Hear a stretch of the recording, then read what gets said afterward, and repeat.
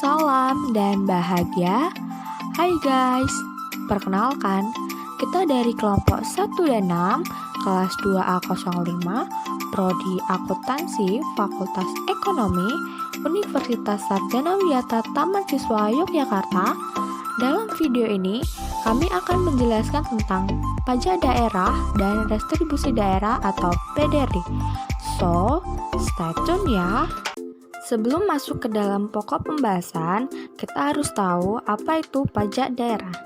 Pajak daerah adalah kontribusi wajib kepada daerah yang terutang oleh orang pribadi atau badan yang bersifat memaksa berdasarkan undang-undang dengan tidak mendapatkan imbalan secara langsung dan digunakan untuk keperluan daerah bagi sebesar-besarnya kemakmuran rakyat. Dasar hukum apa saja yang mengatur tentang PDRD? Pertama, Undang-Undang Nomor 18 Tahun 1997 yang kemudian dirubah dengan Undang-Undang Nomor 34 Tahun 2000, selanjutnya diganti dengan Undang-Undang Nomor 28 Tahun 2009. Jenis pajak. 1. Pajak penghasilan. Merupakan pajak yang dibebankan kepada orang pribadi atau badan atas penghasilan yang diterima atau diperoleh dalam suatu tahun pajak. 2. Pajak pertambahan nilai. Merupakan pajak yang dibebankan atas pembelian barang kena pajak atau jasa kena pajak dalam daerah pabean. 3. Pajak penjualan atas barang mewah. Pembelian atas barang kena pajak tertentu yang bersifat mewah akan dikenakan PPN dan PPNBM. 4. Bea materai adalah pajak yang dibebankan atas pemanfaatan dokumen seperti surat perjanjian, akta notaris, dan lain-lain. 5. Pajak bumi dan bangunan. Dimaksud adalah pajak yang dikenakan atas kepemilikan, pemanfaatan, atau penguasaan tanah dan bangunan. Tarif pajak. 1. Tarif kendaraan bermotor pribadi. Untuk kendaraan bermotor pertama, paling rendah ditetapkan sebesar 1% dan paling tinggi sebesar 2%. Untuk kendaraan bermotor kedua dan seterusnya, paling rendah ditetapkan sebesar 2% dan paling tinggi sebesar 10%. Yang kedua, tarif pajak kendaraan bermotor angkutan umum ditetapkan paling rendah sebesar 0,5% dan paling tinggi sebesar 1%. Yang ketiga, tarif kendaraan bermotor alat berat dan alat besar ditetapkan paling rendah sebesar 0,1% dan paling tinggi sebesar 0,2%. Yang keempat, tarif pajak air permukaan ditetapkan paling tinggi sebesar 10%. Yang kelima, tarif rokok ditetapkan sebesar 10% dari cukai rokok. Restribusi daerah.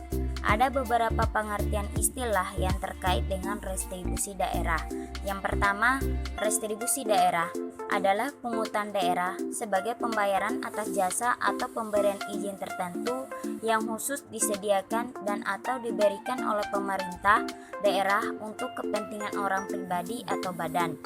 Dan yang kedua, jasa adalah kegiatan pemerintah daerah berupa usaha dan pelayanan yang menyebabkan barang, fasilitas, atau kemanfaatan lainnya yang dapat dinikmati oleh orang pribadi atau badan. Dan yang ketiga, jasa usaha adalah jasa yang disediakan oleh pemerintah daerah dengan menganut prinsip-prinsip komersial karena pada dasarnya dapat pula disediakan oleh sektor swasta. Objek retribusi daerah. Objek retribusi daerah itu dibagi menjadi 3. Yang pertama, retribusi jasa umum. Contohnya retribusi pelayanan pasar dan retribusi pelayanan kesehatan. Yang kedua, retribusi jasa usaha. Itu contohnya retribusi terminal dan retribusi tempat pelelangan.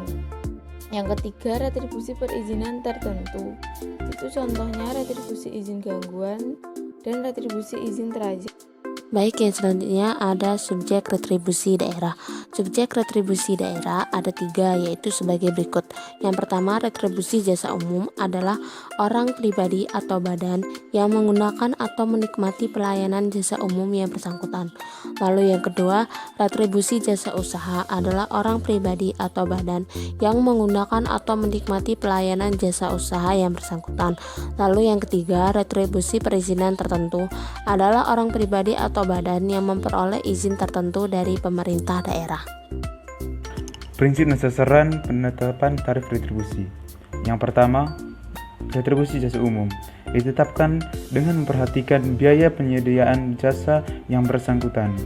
Yang kedua, retribusi jasa usaha didasarkan pada tujuan untuk memperoleh keuntungan yang layak.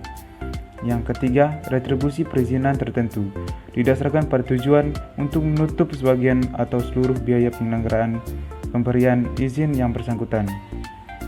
Pemanfaatan retribusi. Pemanfaatan retribusi diutamakan untuk mendanai kegiatan yang berkaitan langsung dengan penyelenggaraan pelayanan yang bersangkutan.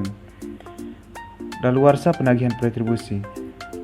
Hak untuk melakukan penagihan retribusi menjadi daluarsa setelah melampaui waktu 3 tahun terhitung sejak saat terutangnya retribusi. Tata cara pemungutan retribusi. Tata cara pelaksanaan pemungutan retribusi ditetapkan dengan peraturan kepala daerah. Retribusi dipungut dengan menggunakan surat ketetapan retribusi daerah atau dokumen lain yang dipersamakan berupa karcis, kupon, dan kartu langganan. Retribusi tertentu yang tidak membayar tepat pada waktunya atau kurang membayar, maka wajib dikenakan sanksi administratif berupa bunga sebesar 2% untuk setiap bulan dari retribusi terutang yang tidak atau kurang bayar dan ditagih menggunakan surat ketetapan retribusi daerah atau SKRD. Pemanfaatan retribusi.